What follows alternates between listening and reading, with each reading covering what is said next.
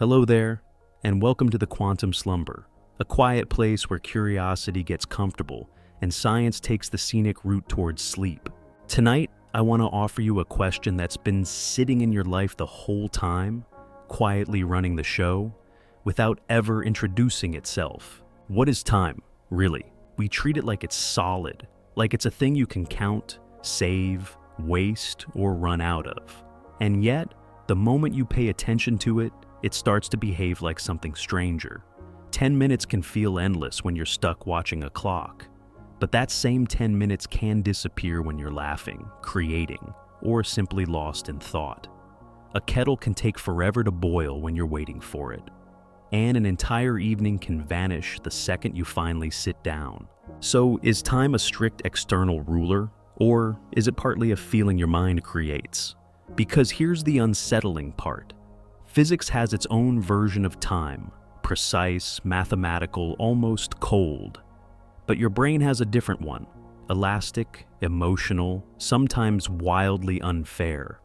And somewhere between those two versions, the real mystery begins. So, let me ask you something, just to make this moment feel real. Where are you listening from tonight? And what time is it for you right now? And if these calm science journeys help your thoughts slow down, even a little, I'd love it if you gently tapped like, subscribed, or left a quick comment. It helps this quiet corner reach one more tired mind who might need it. Now, let's take this question slowly, not like a race, more like a lantern held low in the dark. Time has a strange sense of humor, doesn't it? 10 minutes stuck in traffic can feel like a small lifetime.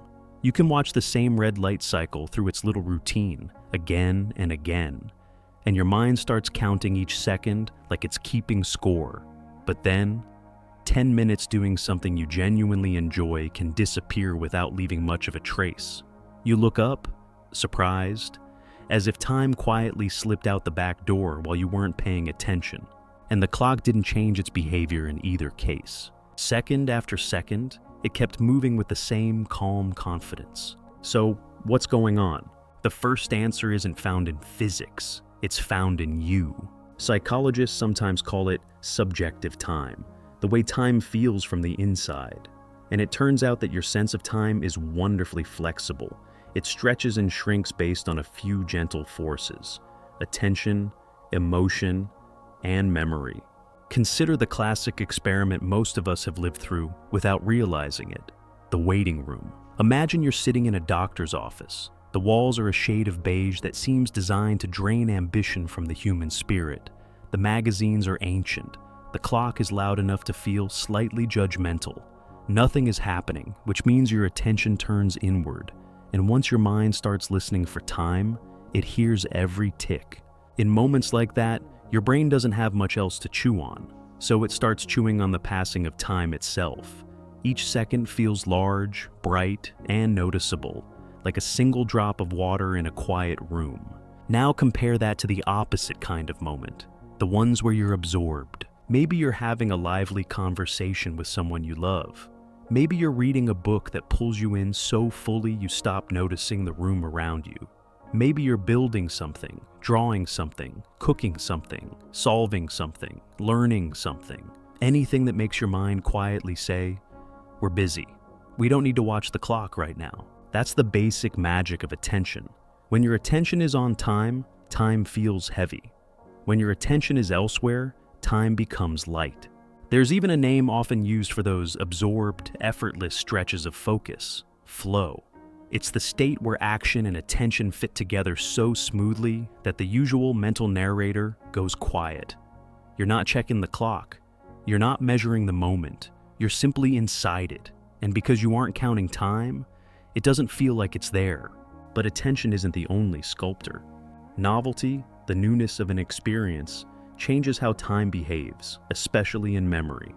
When something is unfamiliar, your brain records more. It notices more. It stores more detail, more little snapshots, more mental footage. Later, when you look back, the memory feels longer because it contains more scenes. This is one reason childhood summers can feel endless when you remember them. Everything was new: a new neighborhood, new friendships, new routines, new discoveries. The days were packed with first times. First bike rides, first sleepovers, first small adventures. Your mind was busy capturing the world in high resolution. As we get older, many days become more predictable. We take the same routes, solve the same problems, repeat the same patterns. And the brain, being an efficient creature, doesn't record every familiar moment with the same richness. It compresses, it saves space, it makes fewer highlights. So, when you look back, a month of routine can feel oddly thin. Not because nothing happened, but because less of it was stored as vivid, distinct memory. Time didn't speed up out in the universe. It sped up in the way your mind packaged it. Emotion plays its own quiet tricks too. Fear and anxiety can make time feel slow, especially when you're remembering it later. People often report that during a car accident or a sudden near miss, everything felt like it moved in slow motion. The brain, under stress, becomes intensely alert. It gathers detail. It stamps the moment with extra emphasis. When you replay it afterward, the memory is dense, and dense memories feel long. But here's the gentle twist. That doesn't necessarily mean time actually slowed down in the moment. Experiments suggest people don't suddenly become superhumanly fast thinkers during danger. Instead, they become superhumanly thorough recorders. The slow motion is often a property of memory, not the clock. And then there's boredom, time's favorite playground. We all know the cliche, time flies when you're having fun. The opposite is just as reliable. When you're bored, your brain becomes a very enthusiastic timekeeper. Neuroscientists sometimes describe something like an internal pacemaker, a background rhythm your brain can use to estimate duration. When you're understimulated, that internal beat can become more noticeable, as if the mind starts tapping its foot louder just to feel like something is happening. It's like having an overeager drummer in your head, making sure you don't miss a single beat of an uninteresting moment. And if you want the most universal example of time distortion that modern humans share, it might be this: the snooze button. Somehow, those 9 minutes feel nothing like 9 minutes. They feel negotiated, compressed, softened, slightly enchanted. The alarm rings, you reach out, you surrender to the promise of just a little more, and then, almost instantly, it's ringing again, as if time politely waited for you to close your eyes and then sprinted away. It's not that the universe changes its rules for the snooze button. It's that your awareness, half awake, half dreaming, doesn't measure time the way it does when you're fully alert. Your internal clock is fuzzy, your attention is dim, and time slips past wearing slippers. So in the end, at least at the human scale, time isn't only a quantity, it's a perception. It's shaped by what you notice, how you feel, and what your mind chooses to store. The clock can be perfectly steady, while your experience of it is anything but. So, time felt as slippery. Now let's ask, how did we start measuring it? For most of human history, time wasn't something you checked. It was something you noticed. You noticed it in the way the morning light crept across the floor, in the way shadows stretched, then shrank, in the way the air changed its mood as seasons turned. Long before anyone owned a watch, the world itself was the clock. The sky was the calendar. The sun rose and set. The moon waxed and waned. The stars returned to familiar places night after night, like old friends keeping appointments. And for a long time, that was enough. If you were a farmer, you didn't need to know it was a 6:43 p.m. You needed to know the rains were coming. You needed to know how long daylight had left. You needed to know when to plant, when to harvest, when winter would start breathing down the hills. Time was local, practical, and stitched into the landscape. But humans have always had a soft spot for rhythm. We like patterns we can trust. We like a beat we can count on. And as societies grew more complex, markets, rituals, travel, trade, prayers, meetings, about this long stopped being quite precise enough. We began trying to hold time still long enough to measure it. One of the earliest clever moves came from the ancient Egyptians, who were masters of turning the sky into structure. They built towering obelisks that worked like giant sundials. As the sun moved, the obelisk's shadow slid across the ground, dividing the day into segments. It wasn't perfect. Hours changed length with the seasons. But it was a breakthrough. Time could be read. Of course, sundials had a serious flaw. They were famously unhelpful at night, so people got inventive. Water clocks, simple, patient devices, measured time by the steady flow of water from one container to another. They could work in darkness. They didn't care about clouds. And across different cultures, they became surprisingly sophisticated, sometimes paired with gears or floats that indicated hours, sometimes even connected to little mechanical displays. You could call them the first smart timekeepers, just with more dripping involved. And while Europe and the Mediterranean world were building their clocks around shadows and water, other civilizations were mapping time on a scale that still feels cosmic. In Mesoamerica, the Maya developed calendar systems that track cycles with astonishing precision. Their long count calendar could mark enormous spans of time, far beyond a human lifetime. It's one of those moments in history that makes you pause. People without modern instruments still found ways to read vast rhythms in the heavens, as if they were listening closely to the universe's long, slow music. Meanwhile, in medieval Europe, timekeeping began to take on a new role. Not just seasonal, not just agricultural, but social. Monasteries needed regular schedules for prayers. Towns needed coordination. So mechanical clocks began appearing in towers, not with faces and hands at first, but with bells. Time became something you heard, a ringing that told you when to gather, when to work, when to rest. Those early mechanical clocks were bulky and imperfect, but they contained a powerful idea. Time could be made independent of the sun, the moon, and the weather. It could be made portable in principle, built into matter, stored in gears. Then came a crucial refinement, the escapement. It's one of those quietly brilliant inventions that changed everything. An escapement controls how energy is released in tiny, regular steps, rather than pouring out all at once. With it, clocks could tick more steadily, more predictably. And as they improved, clockmakers eventually added faces and hands. Because once you can measure time, you naturally want to see it. Precision took another leap in the 1600s when the pendulum entered the story. A swinging pendulum has a wonderfully reliable rhythm. And when Christian Huygens applied that rhythm to clocks, accuracy improved dramatically. Suddenly, clocks weren't drifting wildly. They were becoming dependable enough that people could begin organizing life around them. And then the world expanded. The age of exploration and global navigation demanded a level of timekeeping that earlier eras didn't. To determine longitude at sea, sailors needed to know the exact time at a fixed reference point while they were far away on a rocking ship. It was a deeply practical problem with life or death consequences, because a navigation error wasn't just a math mistake.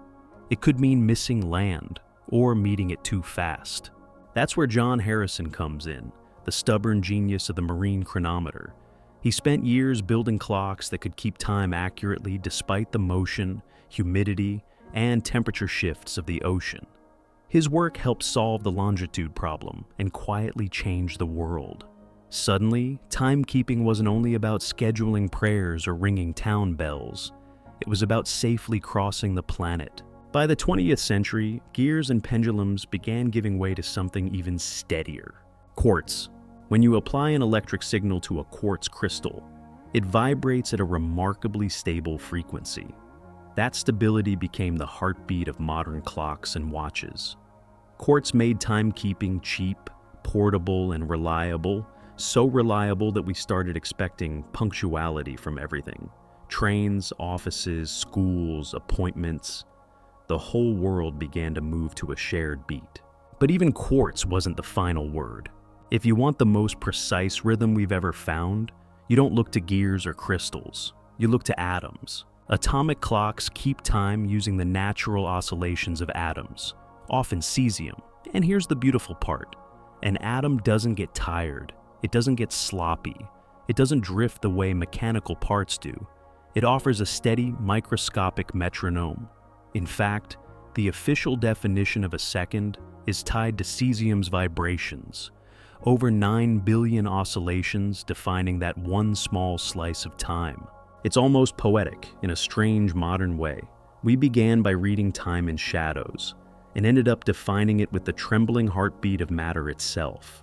Atomic clocks now quietly synchronize the systems you rely on without thinking. GPS, telecommunications, financial networks. The invisible coordination that keeps the modern world from dissolving into chaos. Time has become so precise that we can measure differences caused by altitude, motion, even tiny shifts in gravity. And yet, despite all this mastery, your experience of time still doesn't always cooperate. We can count time with atoms, down to absurd precision, and still lose an entire evening scrolling without noticing. So, once humans had clocks that could be trusted, the next question naturally followed. If we can measure time so well, what did physics believe it was? For a moment, imagine you're standing in a kitchen that feels perfectly ordinary. A pot is warming on the stove. A little timer on the microwave glows with a number that will soon hit 0. Somewhere else, a commuter train is arriving in 3 minutes, and a classroom bell is waiting to ring. All these little scenes share a quiet assumption that time is a steady thing, moving forward at the same pace for everyone, reliable, predictable, and politely indifferent to whether we're ready. That assumption feels so natural that we barely notice it. And for a long stretch of human history, it wasn't just natural, it was the backbone of how we describe the universe. In the 1600s, Isaac Newton offered a picture of reality that was wonderfully clean. Space and time, in his view, were like an invisible stage, solid, fixed, and always there. The stage doesn't care what play is happening on it. The actors can run, fall, collide, or drift in elegant orbits. But the stage itself remains unchanged. Time, in Newton's universe, was absolute. It didn't speed up. It didn't slow down. It didn't depend on where you were or what you were doing. It simply flowed. Newton even wrote about absolute true and mathematical time, which, in plain language, is the idea that time moves evenly without regard to anything external. It's like a river that keeps its pace whether or not anyone is watching, measuring, or floating along. You could be asleep, you could be busy, you could be staring at the ceiling at 2 a.m. The river still runs. And this view was incredibly powerful. It gave scientists a stable backdrop for motion. If time is the same everywhere, then you can write down equations that predict where a planet will be next month, how fast a cannonball will fall, or how long a pendulum will swing. You can synchronize events. You can build machines, you can build bridges, you can make train schedules that, at least in theory, mean something. Newton's time is the reason a clock feels like an authority figure. It doesn't negotiate, it doesn't have moods, it doesn't care if you hit traffic, it doesn't care if you're late. It simply ticks, second after second, with the confidence of something that believes it existed before you and will continue after you. But there was always a deep philosophical question hidden inside that confidence. Is time truly a thing in itself, or is it just a way of describing change? That question is where Gottfried Wilhelm Leibniz steps into the story, calmly, politely, and with the kind of disagreement that can fuel centuries of debate. Leibniz didn't buy the idea that time was a universal backdrop flowing on its own. To him, time was not an independent substance. It was a relationship, a way of describing the order of events. If nothing happens, Leibniz would say, there is no time. Try to picture the most extreme version of that. An empty universe, no stars, no matter, no motion, just nothing. Now, place a clock in it, ticking away. Newton would say that clock is still measuring time, because time exists even in emptiness. Leibniz would raise an eyebrow and say, measuring what exactly?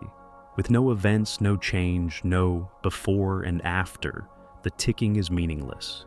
Time, in his view, is the bookkeeping of change, not a cosmic river, but a way we keep track of how one state of the world differs from another. Newton's time is like a soundtrack that plays no matter what. Leibniz's time is more like the spacing between notes, something that only makes sense when music is actually happening. And this disagreement wasn't just a philosophical parlor game. It pointed to two very different intuitions about reality. Newton gave us a universe that could be pinned down. His framework made it possible to treat time as a coordinate, like a line on graph paper. You could take the messy chaos of the world and translate it into something clean. Position, velocity, acceleration, all unfolding smoothly against a universal clock. Leibniz offered something more relational and oddly more human, because when you look at your own life, time often feels tied to events. A year packed with change feels long. A year lost in repetition feels like it vanished. Even our language hints at this. We don't just say time passes, we say things like nothing happened, as if time itself didn't quite count unless it was filled. And yet, Newton's picture worked. It worked so well that it became the foundation of classical mechanics. For everyday life, Newton's time is basically perfect. If you're baking a cake, the oven doesn't care about philosophy. If you're meeting someone at 5 o'clock, you want a world where 5 o'clock means the same thing on both of your clocks. If you're building a bridge, you'd prefer reality not to be too poetic about time.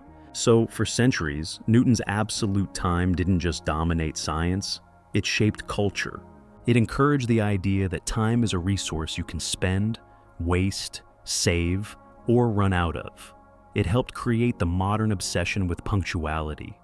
It made the world feel like it could be organized into neat boxes, minutes, hours, days, stacked and labeled like shelves. But that neatness came with a quiet assumption that no one could truly verify at the time. Newton's model assumes there is one master clock for the universe, and as long as the speeds involved were slow and gravity was relatively gentle, the universe didn't argue. Then, in the 1800s, something started to itch beneath the surface. Scientists studying light and electromagnetism ran into results that didn't sit comfortably with the Newtonian stage.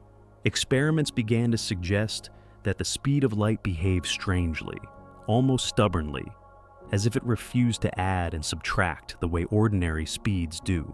In Newton's world, you'd expect a simple logic. If you run towards something, you meet it sooner. If you chase after a beam of light, you should measure it moving a little slower relative to you. That's how everyday speeds behave. That's how thrown balls behave. That's how trains behave. But light didn't seem to play by those rules.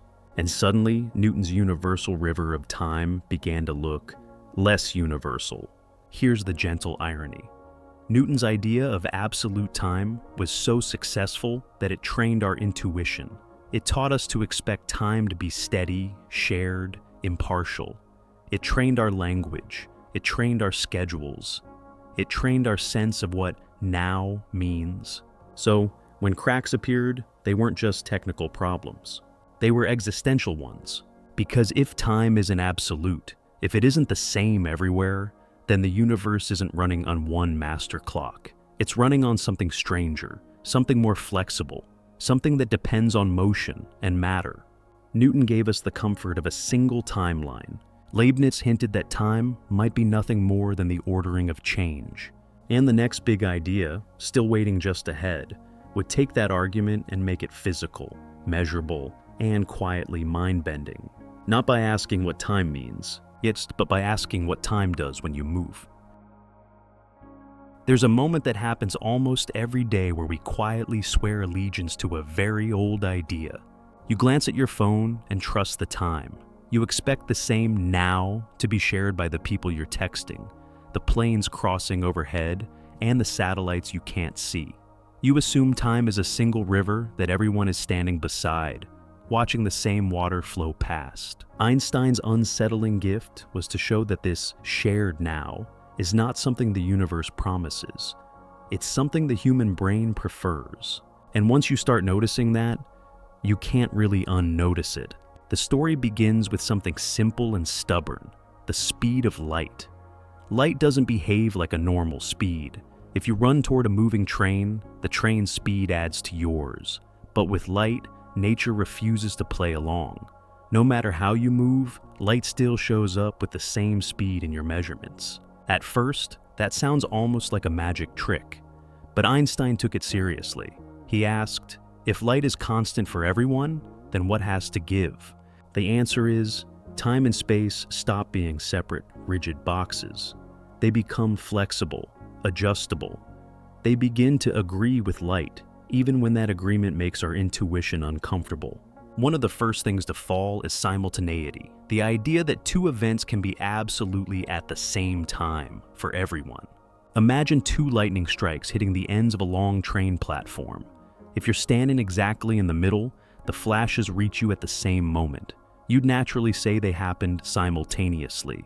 But now, picture a person on a train moving past that platform. They're also in the middle of the train, but they're moving toward one flash and away from the other. The flash they're moving toward reaches them sooner, the other reaches them later. For them, it's perfectly reasonable to conclude the strikes did not happen at the same time. Who's right? In Einstein's universe, both are right, because at the same time is not universal. It depends on your motion. There isn't one cosmic referee shouting, simultaneous, across the whole universe. There are only observers, each with their own slice of time. That's a strangely gentle idea, if you let it be. It means the universe isn't built around a single master clock. It's built around relationships, between events, between observers, between motion and measurement. Then comes the effect everyone has heard of, even if they don't fully trust it, time dilation. The simplest way to feel it is to picture a clock made of light. Not a normal clock with gears, but a little pulse of light bouncing between two mirrors. Up, down, up, down. Each bounce is a tick. If you're holding this light clock and standing still, the light travels straight up and down. Simple distance, simple ticking. But if you carry that same clock while moving, the light doesn't travel straight up and down, from the point of view of someone watching you go by. It traces a longer diagonal path, like a bouncing ball tossed inside a moving train. Longer path means the light takes longer to complete each tick. The only way for the speed of light to stay constant is for the moving clock to tick more slowly compared to the clock at rest. This isn't a mechanical problem. It's not that the clock is broken.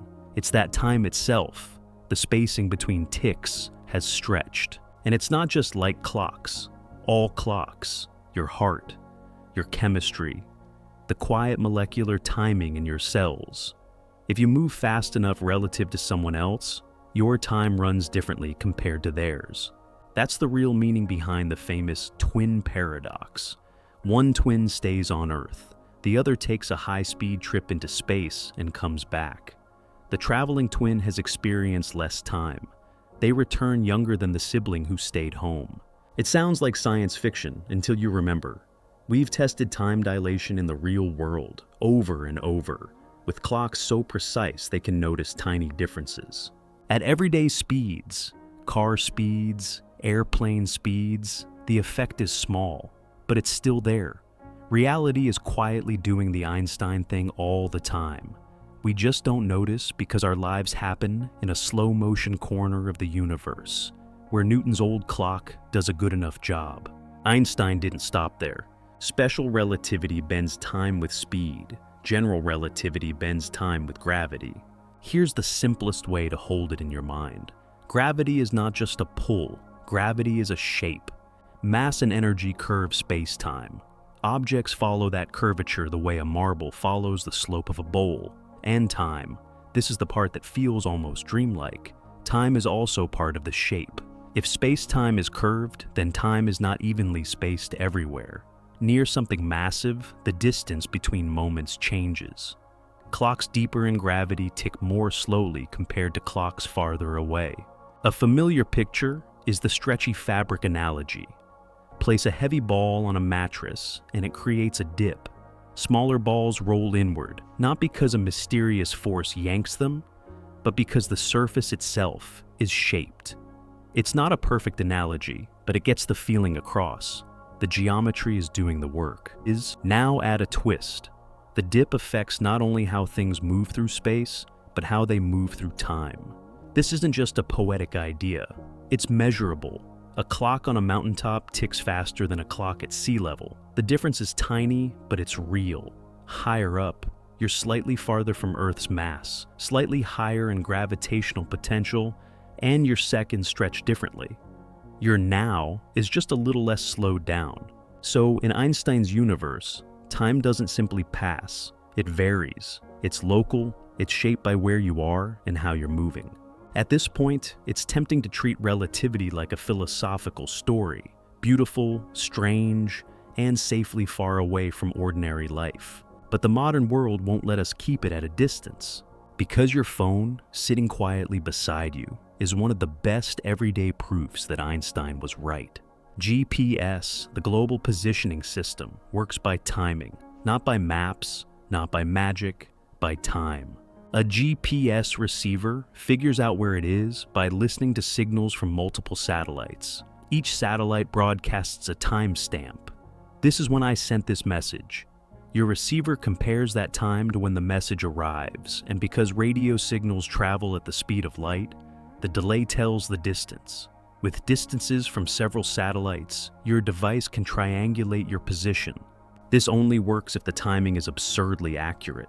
A tiny error in time becomes a big error in distance, because light covers about 300,000 kilometers per second.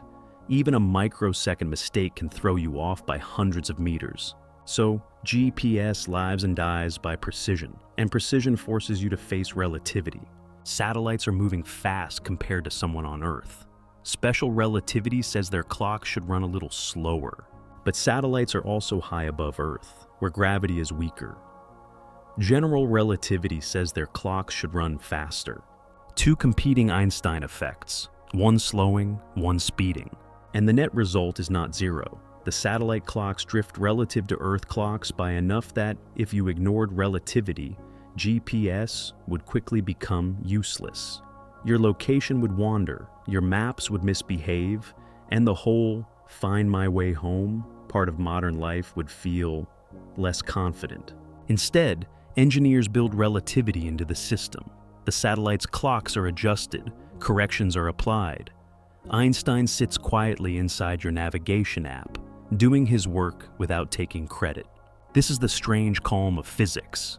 The universe doesn't care whether something feels intuitive. It only cares whether it's consistent. Relativity also changes something more emotional than technical. It changes what now means. In everyday life, now feels like a shared room. We all occupy it together. In Einstein's view, now is more like a slice. Different observers cut the loaf at different angles, and each slice is valid in their own frame. There isn't a single universal present sweeping across the cosmos like a spotlight. There are many presents layered and angled, depending on motion and gravity. And yet, you don't have to be haunted by that, because even if the universe doesn't provide one perfect now, our human lives still do something very practical. We agree. We synchronize. We build shared time out of communication and convention.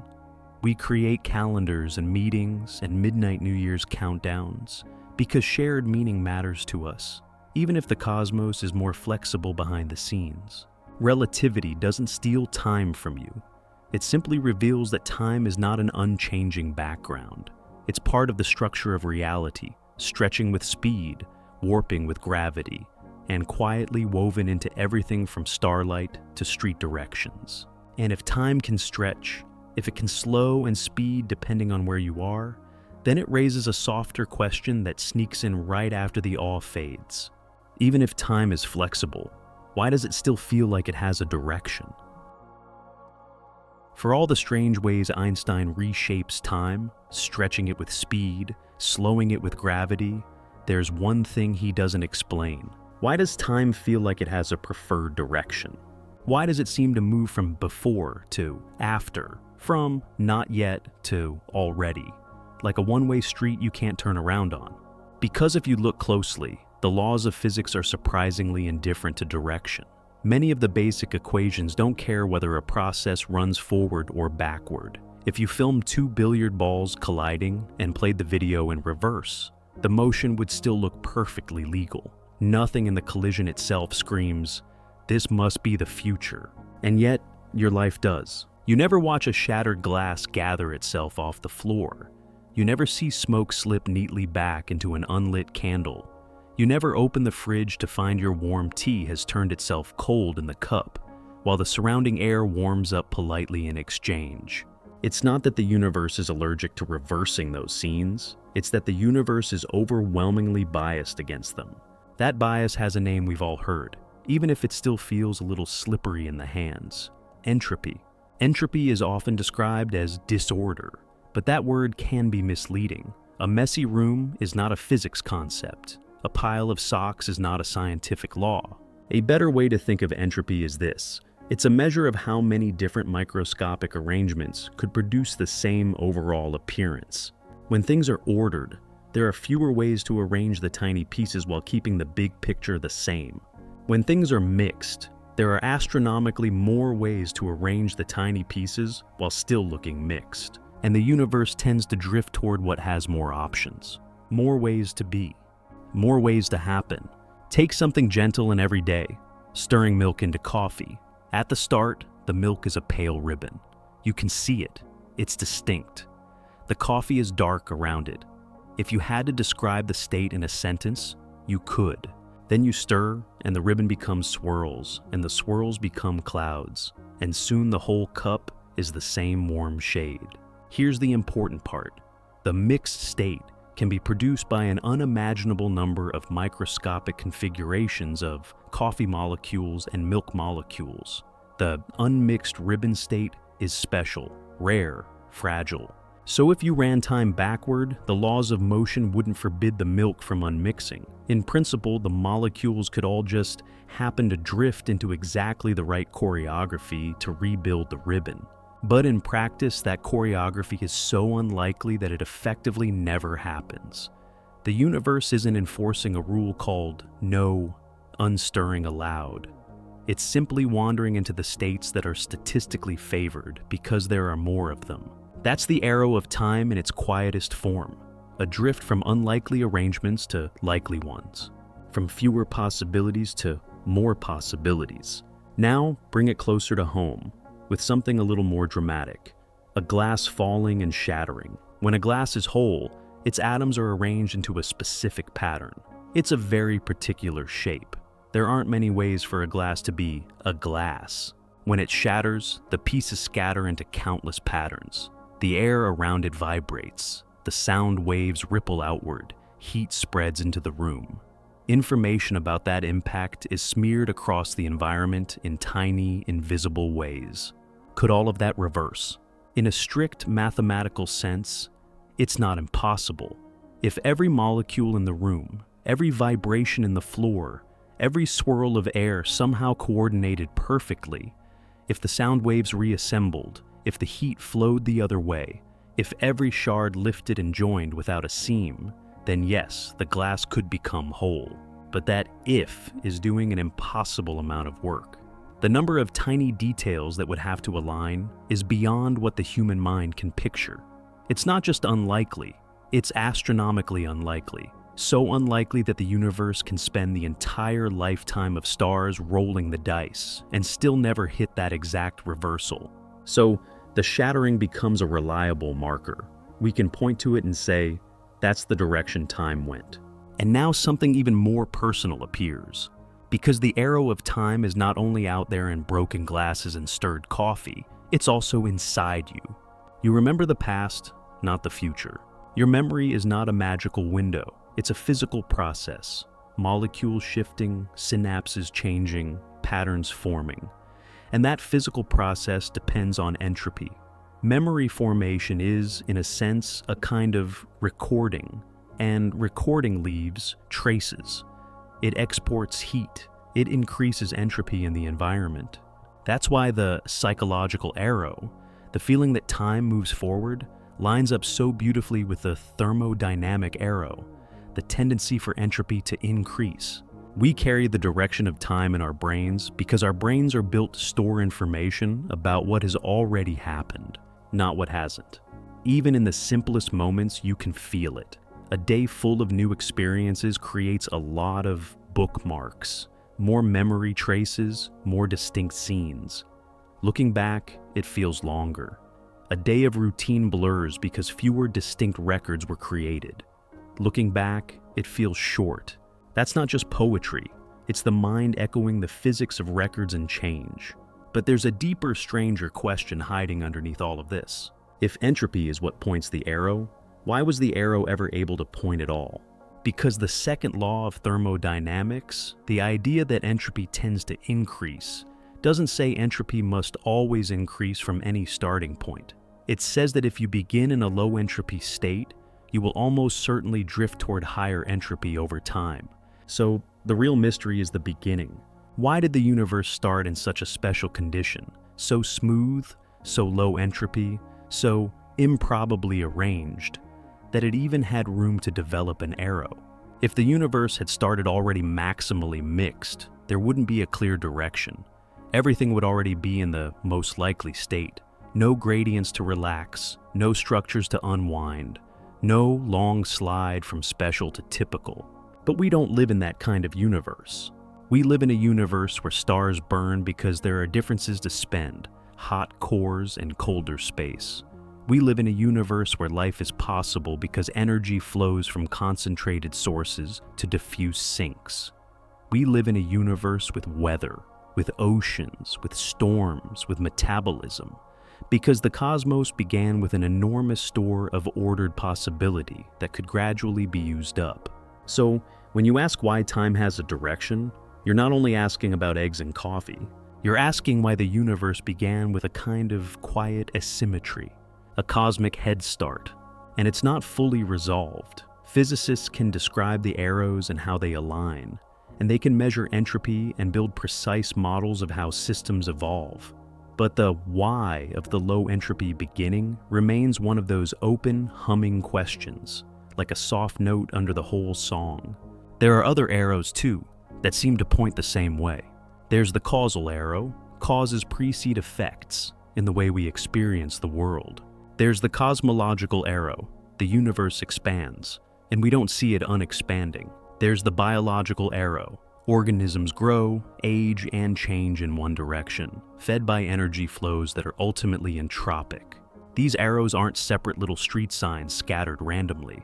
They tend to line up, reinforcing one another, creating the strong sense that the future is ahead and the past is behind.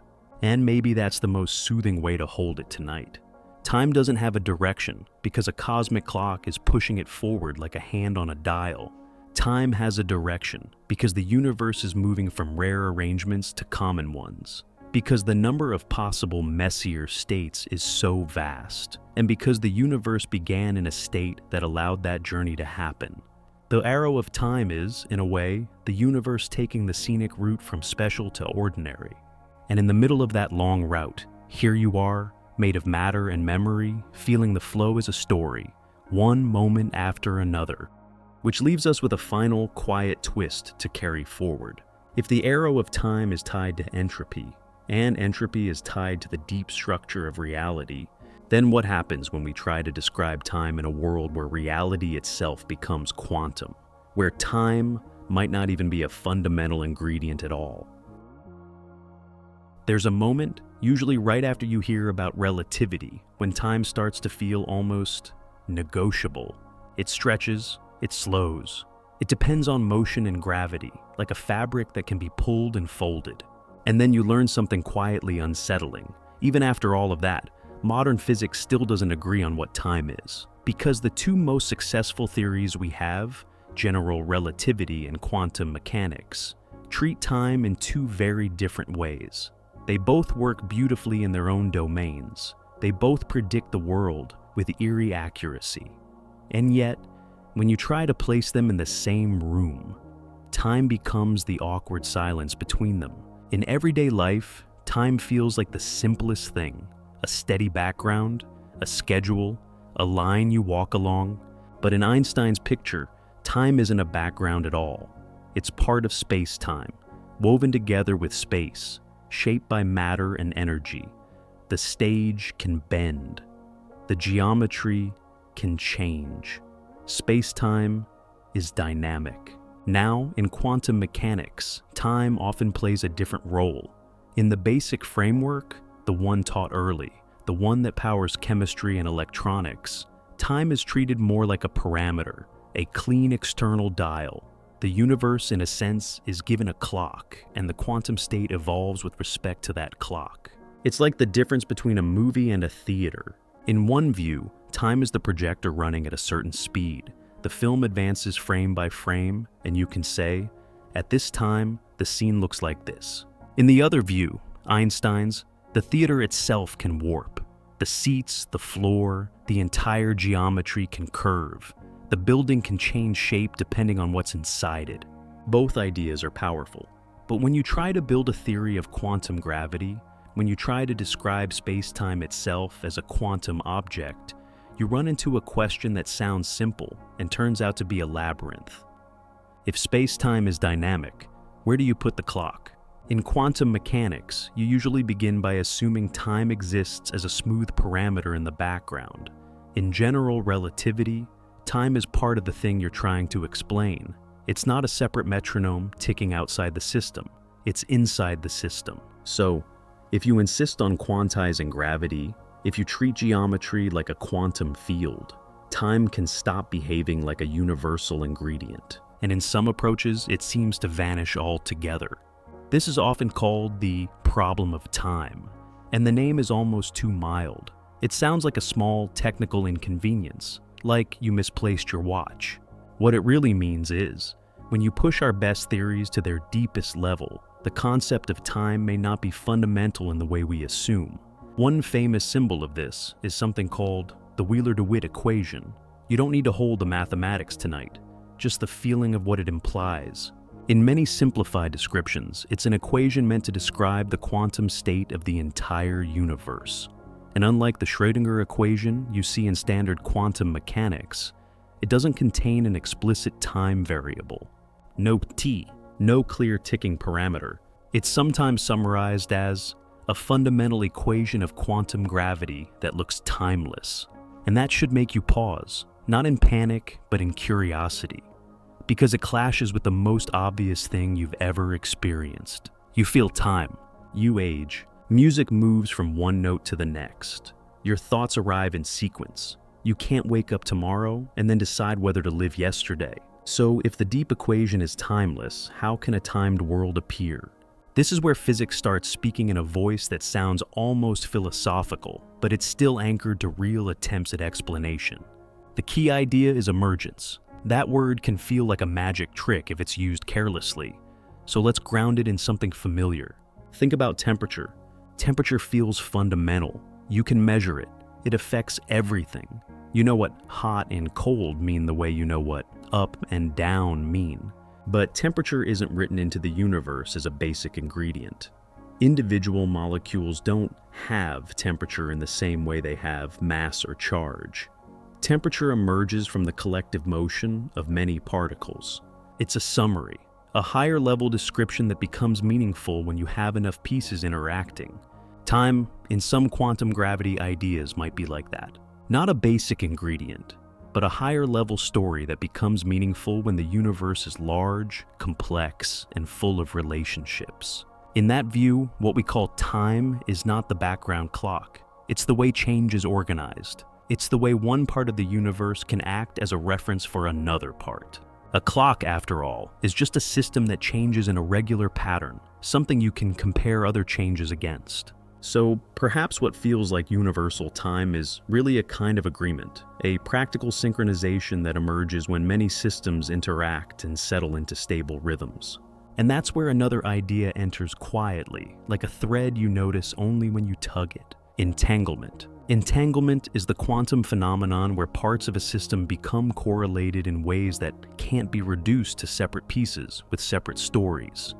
Their fates are linked, their information becomes shared. In some modern research directions, the growth of entanglement is tied to the sense of time's arrow. Not because entanglement is time itself, but because the way correlations spread can create a kind of irreversible-looking behavior in the larger system.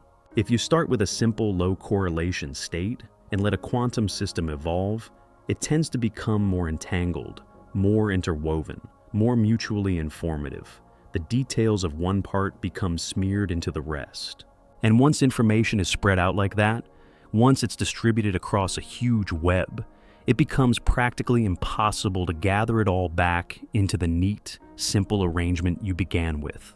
That begins to sound familiar, doesn't it? It rhymes with entropy. It rhymes with irreversibility.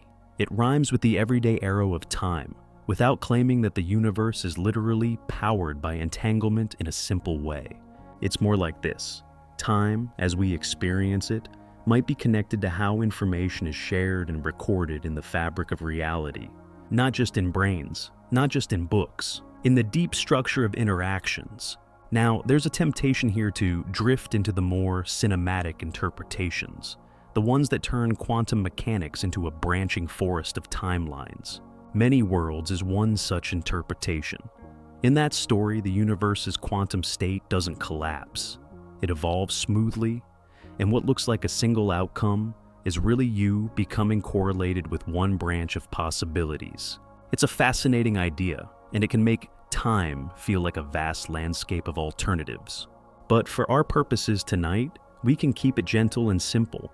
Whether or not many worlds is true, quantum theory suggests that reality is richer than a single, clean narrative line. It contains superpositions, correlations, and a structure where what happens is not always a single script. And yet, you still experience a script. You experience a sequence. Because you are not a tiny, isolated quantum system. You are a warm, wet, noisy, macroscopic creature living in a world where interactions are constant and unavoidable.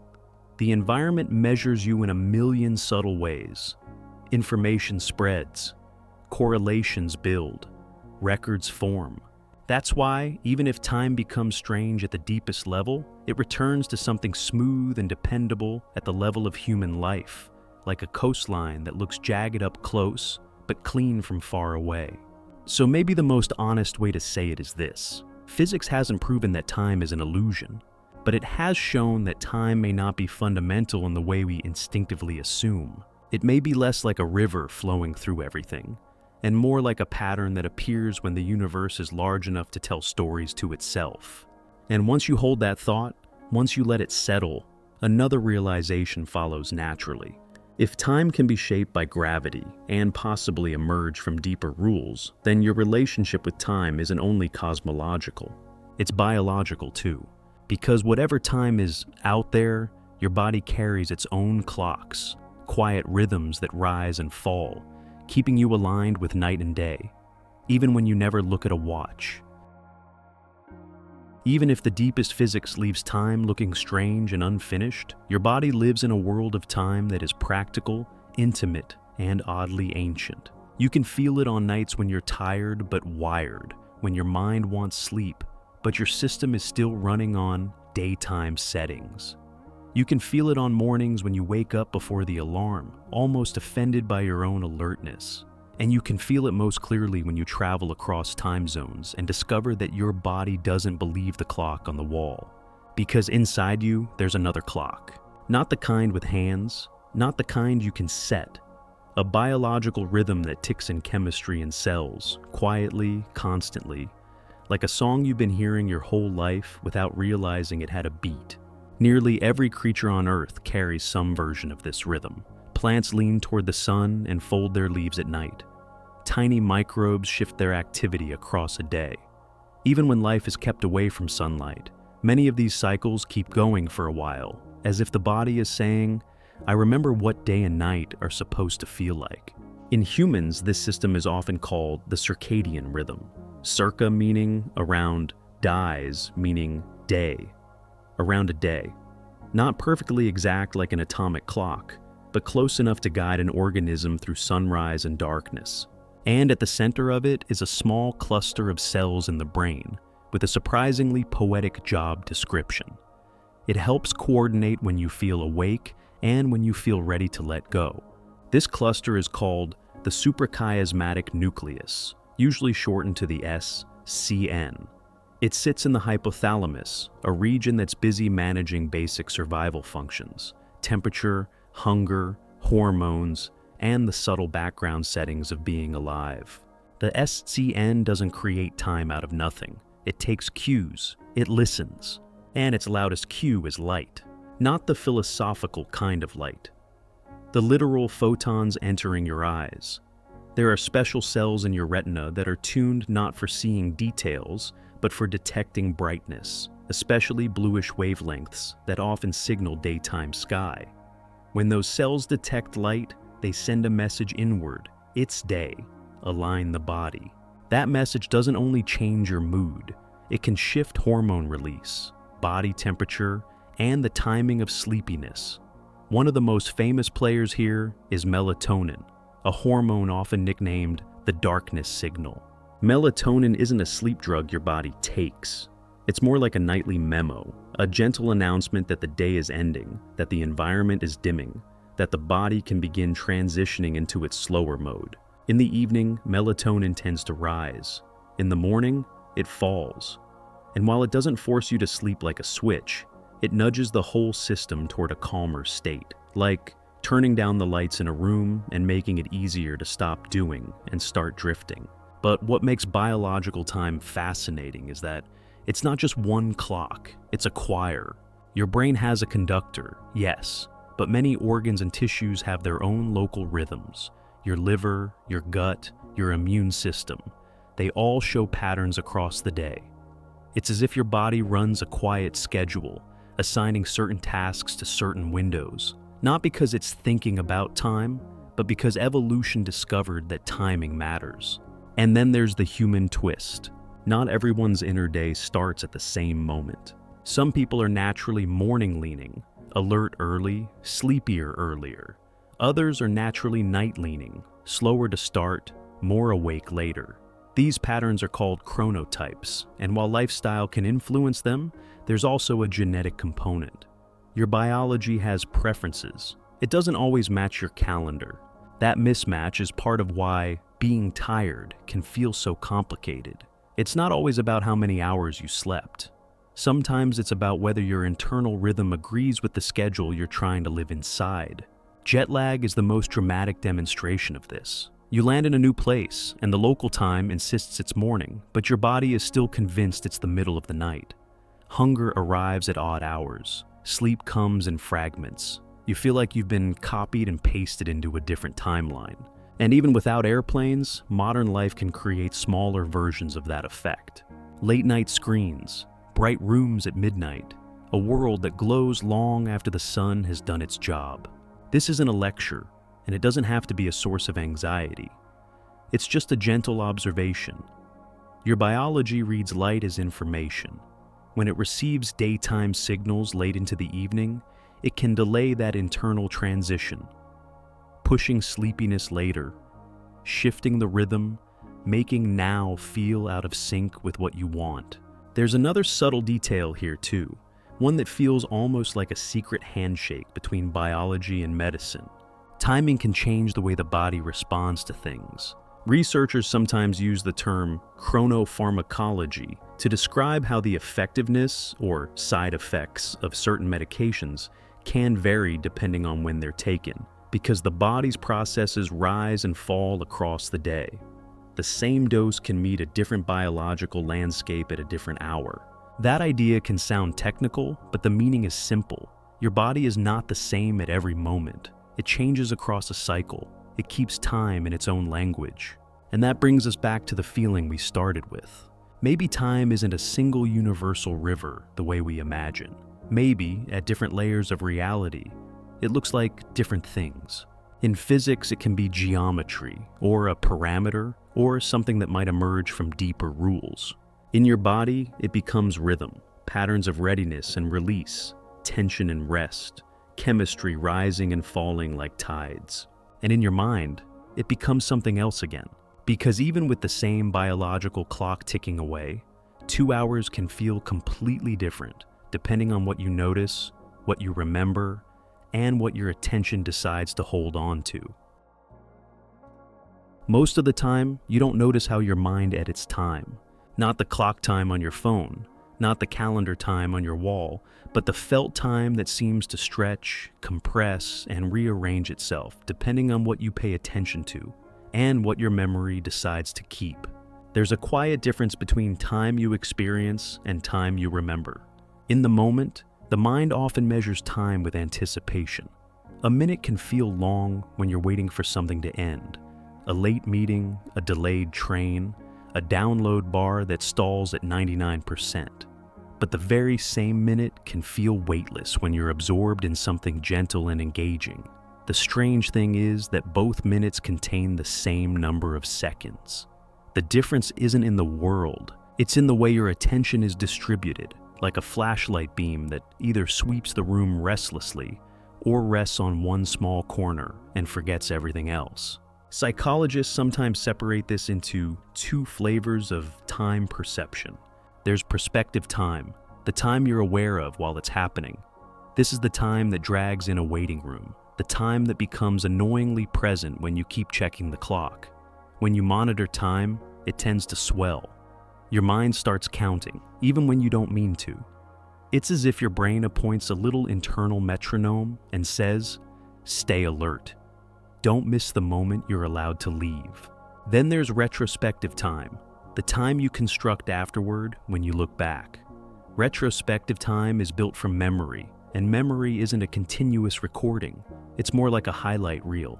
This is where the idea of memory bookmarks becomes useful. When something is new, your brain lays down more markers. New streets, new faces, new smells, new patterns.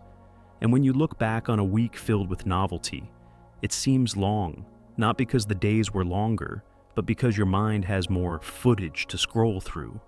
There are more scenes to count. But when life becomes routine, the brain doesn't waste energy saving every nearly identical moment.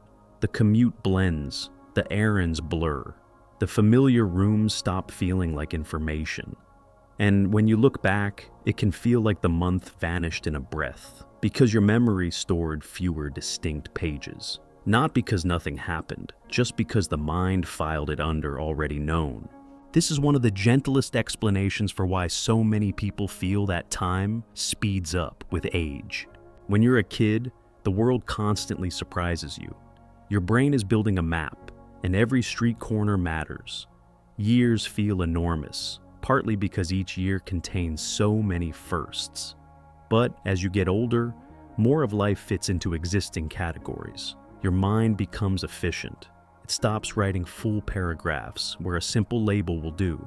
It's not that your life is smaller, it's that your memory becomes a more selective editor. And that editor is deeply influenced by emotion. When something is stressful, time in the moment can feel thick, heavy, crowded. You become hyper-aware of each beat. The brain is scanning for outcomes, looking for control, measuring the distance to relief. That's perspective time swelling again. Yet later, when you look back on a stressful season, it can feel strangely short, like it happened in a compressed tunnel. That's because intense stress sometimes narrows memory. You remember the peaks, the sharp edges, the urgent moments. Everything between them can fade into a gray corridor. In calmer seasons, the opposite can happen. A peaceful day might pass quickly in real time, but leave behind a warm, spacious memory, especially if it had gentle variety. A different route home, a new song, a conversation that felt sincere. So, if time feels slippery, it's not because you're imagining it. It's because the mind has two jobs that don't always agree. One job is to keep you oriented in the present, so you can act, adapt, survive, respond. The other job is to store the present in a way that's useful later, so you can learn, predict, and recognize patterns. And then there's a third job that's easy to overlook. The mind also tells you a story about who you are. That story uses time the way a novelist does. It skips, it zooms, it lingers, it rearranges scenes for meaning. This is why certain moments feel timeless. Not because the laws of physics pause, but because the narrator in your head gets quiet. Attention settles. The future stops tugging. The past stops replaying. And for a while, you're not measuring life. You're simply inside it, Some people find that in nature, when the world offers slow patterns and soft repetition. Some find it in music. Some find it in the focused calm of a hobby, where the hands know what to do and the mind stops checking the clock like it's guarding a door. In modern neuroscience, you might hear this described as a shift in what the brain is doing. Less restless forecasting, less self-commentary, less constant timeline management. But you don't need technical language to recognize the feeling. It's that rare moment where now stops being a narrow ledge you're trying to balance on and becomes something wider, something you can actually stand inside. And that's the quietly hopeful part of psychological time. Even if the universe keeps its own schedule, your experience of time isn't locked to a single setting. It can change with attention. It can soften with safety. It can open when you give your mind fewer reasons to chase the next minute. Which leads to the question that always arrives sooner or later, usually with a little spark of science fiction hiding behind it. If time can stretch and shrink in the mind, and even bend in physics, then what does it mean to travel through it? Imagine time travel the way most movies do it. A glowing machine, a dramatic countdown, a door that opens onto yesterday. It's a beautiful idea, but in real physics, time travel is less like stepping through a doorway, and more like learning that the floor itself isn't level. The strangest part is that one kind of time travel is already allowed, and it isn't even that exotic. Traveling into the future is built into relativity. If you move fast enough, or sit deeper in a gravitational field, your clock doesn't match someone else's clock. It ticks differently. That means you can, in a very literal sense, arrive in the future having experienced less time than the people you left behind. We've actually done this in small, gentle ways. Astronauts on the International Space Station move quickly enough that their clocks drift by tiny amounts compared to clocks on Earth. The effect is minuscule, nothing you'd notice on a calendar, but it's real. The future is reachable by taking a route where time runs a little slower for you than for everyone else. But there's a catch. You don't get to come back and brag to your past self. You just keep moving forward. It's one way, like riding a river that splits into slightly different currents. The past is where things get complicated. General relativity, Einstein's theory of gravity, describes space-time as something that can bend, stretch, and curve. And once you allow space-time to curve, you can ask an unsettling question. Could it ever curve so extremely that a path loops back on itself? Physicists have found solutions to Einstein's equations that include closed time-like curves, routes through space-time that, on paper, return you to an earlier time. Wormholes sometimes get mentioned here because they're like tunnels connecting two distant regions of space-time. If one end of a wormhole experiences time differently than the other, through motion or gravity, you can start to imagine a mismatch. One mouth could become, in a sense, older than the other. Step through, and you might emerge at a different time than you entered. And then the universe immediately raises an eyebrow and asks, with what energy? What stabilizes the tunnel? Many wormhole ideas seem to require negative energy, in amounts we don't know how to produce or sustain at a useful scale. The mathematics teases. Reality stays cautious. Even if the geometry were possible, the logic becomes slippery. The classic paradox appears right away. If you could go back and change something that prevents your trip, what happens? The story knots itself. So, physicists have proposed ways the knot might never tighten. One possibility is that the past is simply fixed, sometimes called a block universe picture, where the timeline is a complete structure. In that view, going back wouldn't mean rewriting the past. It would mean you were always part of it, like a chapter that already included your footprints in the margins.